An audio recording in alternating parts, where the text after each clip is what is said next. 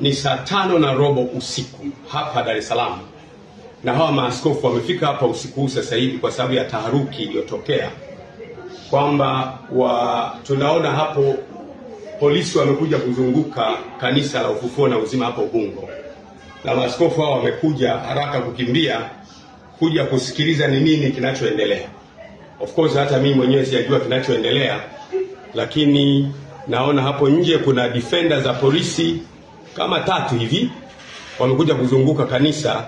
Hatujajua nini kinaendelea. Kwa hiyo tunataka maaskofu wenzetu wote na wachungaji wetu wote na waumini wetu wote mjue kwamba usiku huu saa 5 sasa hivi tarehe ngapi leo?